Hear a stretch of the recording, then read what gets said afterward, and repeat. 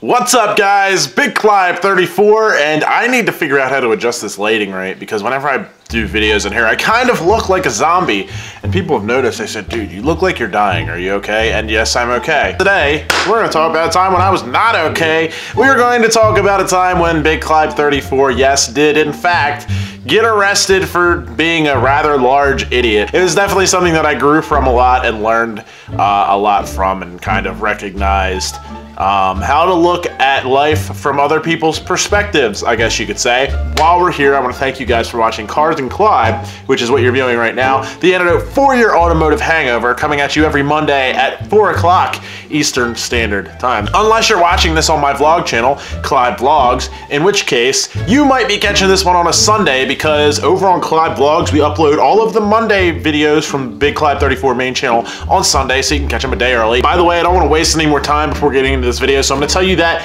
we are doing a promotion for Christmas where we're giving away free t-shirts, Run Your Car Not Your Mouth shirts, but I'll tell you about that at the end of the video, so if you want to hear about that promotion, stick around for the end. Let's start with this little bit of story time. This is all true story.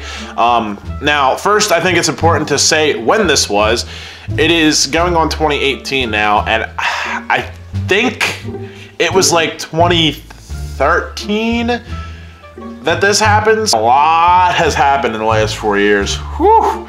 It's kind of crazy when you think about it. I don't have the most massive following now. At that time, I had a fraction of the following that I have now. I maybe had like 15 to 20,000 subscribers, if that. One step in that process was a little step forward, minuscule, and then a big step back. At the time, I was in college, living on campus, and my parents lived kind of near the beach, but it was like before you got to the beach, in like a kind of rural-ish area. Every time on my way to my parents' house, I would pass this property that had a bunch of old muscle cars, so naturally, being me, it would catch my eye every single time going by as I drove down the road. One day, I was just like, you know what would be fun? At the time, I had been really into the genre of the kind of exploration videos where they explore like hospitals that are abandoned, like real creepy stuff like that, and old schools and factories and warehouses and all this abandoned stuff. So I was like, you know what, I could do that except with cars, because to me this looks kind of like an abandoned automotive graveyard. Anyways, I wanted to go walk through this area and kind of appreciate these cars and film them and make a video out of it for the YouTube channel. Me and my dad go down there one day. We're walking around, checking out the cars, taking some videos, and everything goes great. Some guy stopped by and was like something about, you should probably roll out. I don't know if the property owner would like this or not. And come to think about it, it probably would have been a great idea to ask for permission first. But that wasn't something I was thinking about at the time for one reason or another. I can't really recall what was going through my head, but I knew I wanted to make this video and I got all excited about it, and I just went over there and started filming. So we roll, and I go home, I edit the video, I put it up, and it does surprisingly well. Like in the first couple days, I think it was getting like 10,000 views the first day, and then it was growing exponentially. Like if I left it up, it would probably have millions of views right now. Put this video up, and then a couple days later, it was during the winter, and I had a winter class, just one class. So I was sitting in this statistics class, and my phone is blowing up. I'm trying to pay attention in statistics because I really sucked at it at the time, but my phone's blowing up and it's my mom. And eventually I'm like, all right, I got 20 minutes left in this class. I'm just gonna put it on silent and call her when I get out of here. So I get out of the class, she leaves me a bunch of voicemails too. So the first thing I'm thinking is, who like hurt themselves when it was in the hospital, or what family member of ours died? Like, I'm freaking out at this point.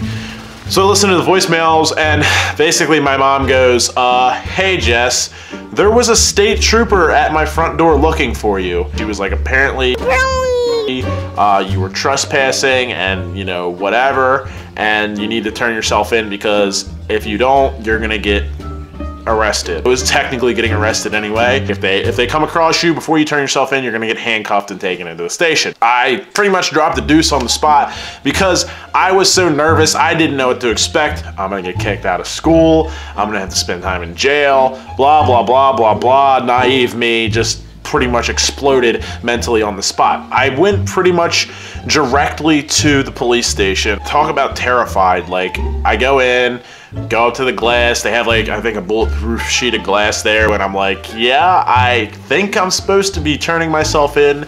Apparently, a police officer came to my parents' house and said that I'm wanted.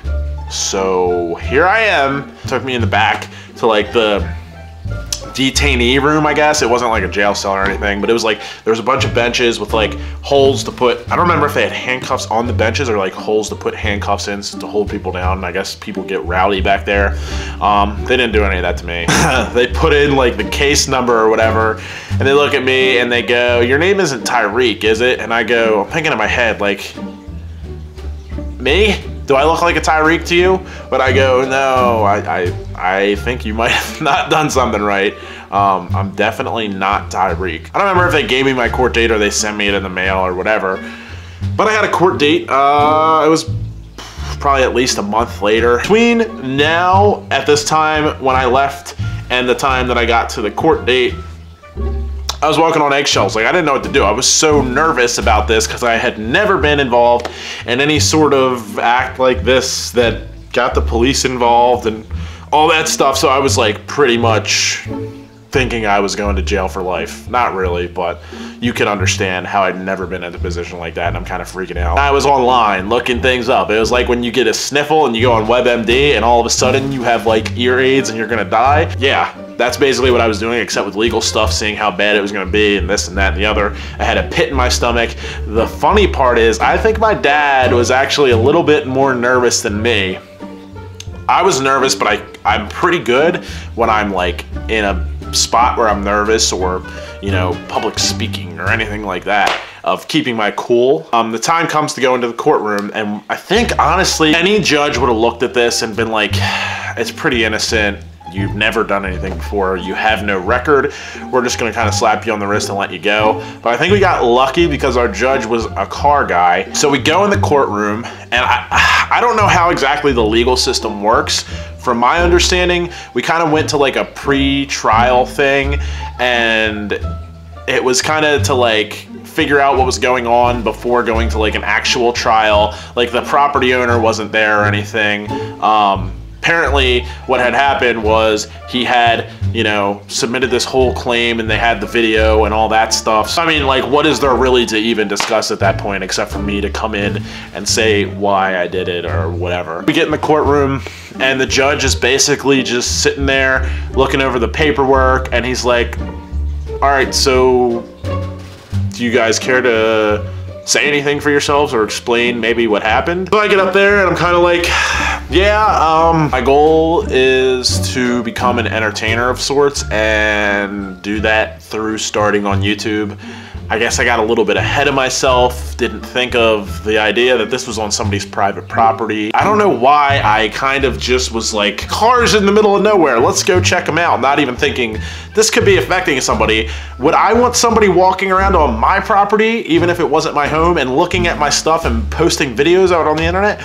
Probably not. So I kind of had the opportunity to look at it from that person's perspective and realize why it was kind of screwed up. Told him all about how we went to make the video and how I reevaluated my position on it, and how I do realize that it could affect somebody negatively, and how I was definitely realizing that I was in the wrong and admitting all guilt and admitting that I definitely shouldn't have did this thing. And it's most certainly a consideration that I will make in my actions going forward, because I didn't really take a minute to scope out pretty much the entire situation and all of the things that go alongside it.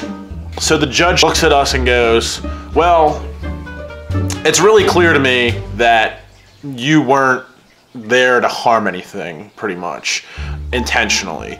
Essentially, you were just there to appreciate this collection and put it up, and you made a bad choice, and it is what it is. He said at the end of the day, the main concern with a trespassing deal, because that was the charge, it was like misdemeanor trespassing. It was the lowest misdemeanor that you could be at without it being a violation, which is basically like a traffic ticket. I think that's what he said. He told us that you didn't have ill intent, you weren't going to steal anything, you weren't trying to damage anything. I watched the video. I get it. Essentially, what I'm going to do is put you on, quote unquote, they called it probation. It wasn't really probation, I guess, though. He said, I'll put you on probation until you pay the fine that goes with it.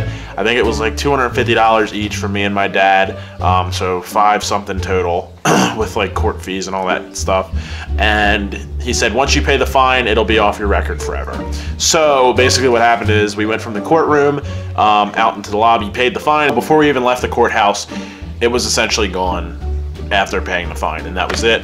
And that was a massive sigh of relief, and I definitely did learn a lot from that and kind of saw from somebody else's perspective. We're all human, we all make mistakes. I made a mistake, I realized it, I manned up and fessed up to it and told him, the judge, that, you know, I get it. After all was said and done, the judge did tell us that he was a car guy too, so I would assume that that helped out just a little bit maybe. I think he told me that he had a Pontiac, I don't remember what it was, a GTO or a Le Mans or something like that. And I kind of joked to him, oh, you probably put that top down when you're going down to the beach and all the girls jump in your car, huh? And I think he kind of laughed it off and we left the courtroom. It was kind of terrifying at the time. Looking back on it, I probably didn't really have much of a reason to be terrified, because even in a worst case scenario, it probably would have been a fine. And hey, don't do this again or you're gonna have an issue. That's all that I have for that story. And I thank you guys for joining me for story time. And I told you that at the beginning of the video, I would tell you a little bit about this promotion. We're gonna go throw this video to me of a week ago so that I, in the past tense, can explain to you how to get your free t-shirt when buying a hoodie. Why are you being weird? Why are you acting like something bad happened that you did? Did you do something bad? Because you're having that I did something bad and I don't want you to figure it out look on your face. That if you enter the promo code FREETEE, F-R-E-E-T-E-E, at bigclap34.com/store, and you order a hoodie, you will get whatever t-shirt I have in stock. So like any of these guys, some t-shirts are out, so bear with me, but you'll get a free t-shirt in with your hoodie order. That's valid through Christmas.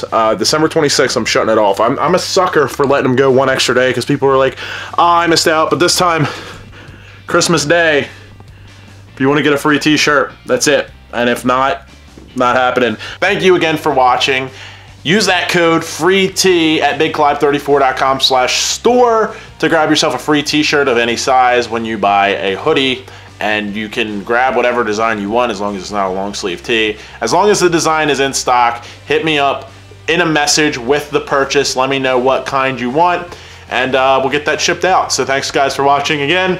I hope you have a good holiday. I hope you're enjoying time with your family, friends, and I'll see you guys next time. Remember to like it up. Thank you guys very much. Later.